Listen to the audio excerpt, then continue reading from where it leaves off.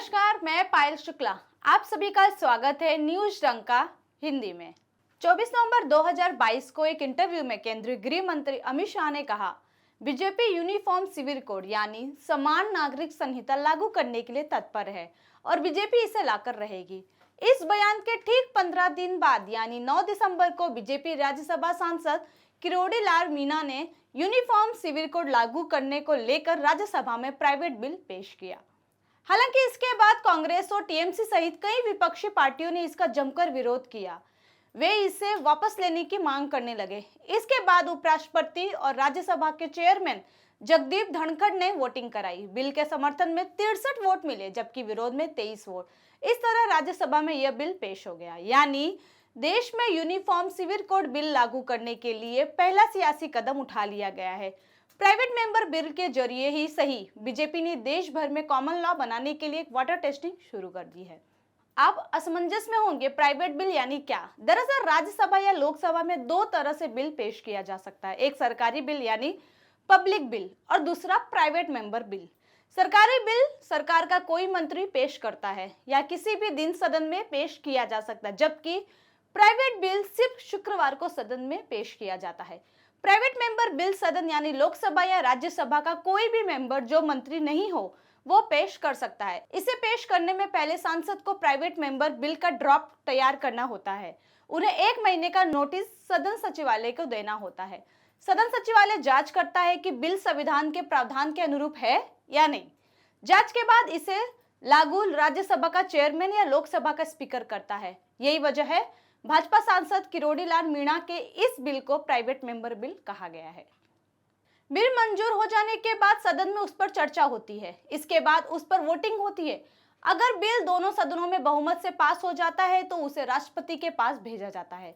राष्ट्रपति के हस्ताक्षर के बाद बिल कानून बन जाता है। हालांकि 1952 के बाद अब तक हजारों प्राइवेट मेंबर बिल पेश किए गए। इनमें से सिर्फ 14 प्राइवेट मेंबर बिल ही कानून का रूप ले सके। आखिरी प्राइवेट मेंबर बिल था जो 1970 में कानून बना। इसके बाद कोई भी प्राइवेट बिल दोनों सदनों में पास नहीं हो सका है। आखिर यूनिफॉर्म सिविल कोड है क्या? क्यों इसी मुद्दे को लेकर देश में बहस से छिड़ी हुई है? क्या ये कानून बन पाएगा? आज हम यूनिफॉर्म सिविल कोड के बारे में जानेंगे। साथ ही यह भी जानते हैं कि बीजेपी के लिए ये कैसे मास्टर स्ट्रोक हो सकता है। धारा 370 और उसके बाद अयोध्या राम मंदिर का मुद्दा, ये ऐसे मामले हैं जिसे लेकर बीजेपी सत्ता में अपने आप को मजबूती से बरकरार रखा है और इन सब के बीच यूनिफॉर्म सिविल कोड भी एक बहुत ही महत्वपूर्ण मुद्दा है जिसे आगामी चुनाव में बीजेपी अपनी बड़ी सफलता या कठोर नियम के तौर पर लागू कर सकता है। बीजेपी का प्रयास है कि देश में बीजेपी शासित राज्यों में इसे लागू किया जा सके। वहीं भाजपा शासित राज्य गोवा अभी एकमात्र राज्य है जहां समान नागरिक संहिता लागू है। यह पुर्तगाली सिविल कोड 1967 के नाम से भी जाना जाता है। आमतौर पर किसी भी देश में दो तरह के कानून होते हैं, क्रिमिनल कानून और सिविल कानून।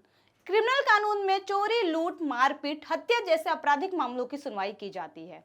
इसमें सभी धर्मों या समुदाय के लिए एक ही तरह की कोर्ट प्रोसेस और सजा का प्रावधान होता है, यानी कत्ल हिंदू ने किया है या मुसलमान ने, इस अपराध में जान गंवाने वाला हिंदू था या मुसलमान, इस बात से एफआईआर, सुनवाई और सजा में कोई अंतर नहीं होता है। वहीं सिविल कानून में सजा दिलवाने के बजाय समझौते या मुआवजे पर जोर दिया जाता है। मसलन दो लोगों के बीच संपत्ति का विवाद हो, किसी ने आपकी मानहानि की हो या पति पत्नी के बीच कोई मसला हो या किसी निजी संपत्ति का प्रॉपर्टी विवाद हो, ऐसे मामलों में कोर्ट समझौता कराता है, पीड़ित पक्ष को मुआवजा दिलवाता है। सिविल कानून में परंपरा, रीति रिवाज और संस्कृति की खास भूमिका होती है।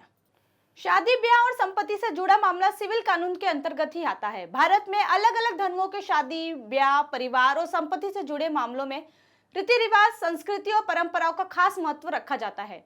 इन्हीं के आधार पर धर्म या समुदाय विशेष के लिए अलग अलग कानून भी है। यही वजह है कि इस तरह के कानूनों को हम पर्सनल लॉ भी कहते हैं।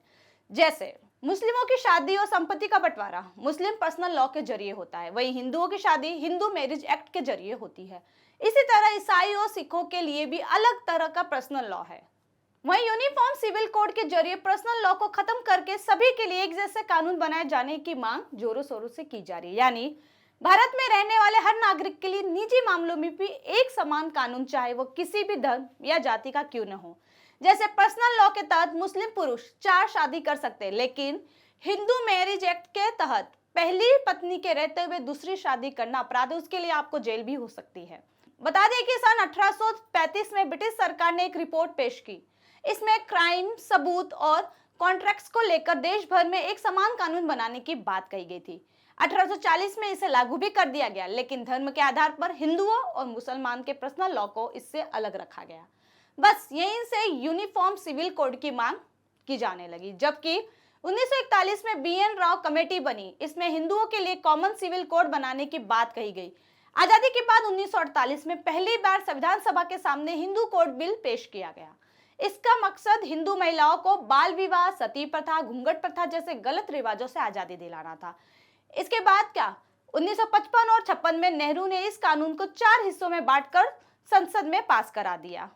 जो कानून बने वो इस तरह से: पहला, हिंदू मैरिज एक्ट 1955, दूसरा, हिंदू उत्तराधिकारी अधिनियम 1956, तीसरा, हिंदू दत्तक तथा भरण पोषण अधिनियम 1956 और चौथा है हिंदू अल्पसंख्यक और संरक्षता अधिनियम 1956।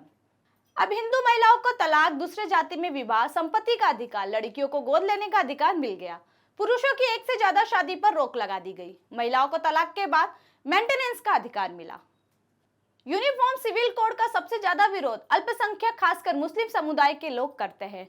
उनका कहना है कि संविधान के अनुच्छेद 25 में सभी नागरिकों को धार्मिक स्वतंत्रता का अधिकार है, इसलिए शादी ब्याह और परंपराओं से जुड़े मामले में सभी पर समान कानून थोपना संविधान के खिलाफ माना जाता है। यूनिफॉर्म सिविल कोड का सबसे ज्यादा विरोध अल्पसंख्यक, खासकर मुस्लिम समुदाय के लोग करते हैं।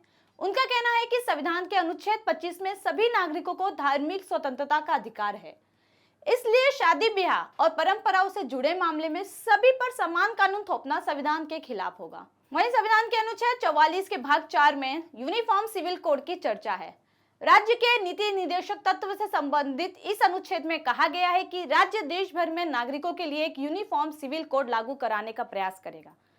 हमारे संविधान में नीति निर्देशक तत्व सरकारों के लिए गाइड की तरह है। इनमें वे सिद्धांत या उद्देश्य बताए गए हैं जिन्हें हासिल करने के लिए सरकारों को काम करना होता है। यूनिफॉर्म सिविल कोड लागू करने को लेकर आपकी अपनी राय क्या है, हमें कमेंट सेक्शन में जरूर बताएं। साथ ही हमारे चैनल को लाइक, सब्सक्राइब और शेयर करना ना भूलें। फिलहाल के लिए इतना ही। जल्दी एक नई जानकारी के साथ पुनः उपस्थित होंगी। तब तक के लिए मुझे दीजिए इजाजत। धन्यवाद।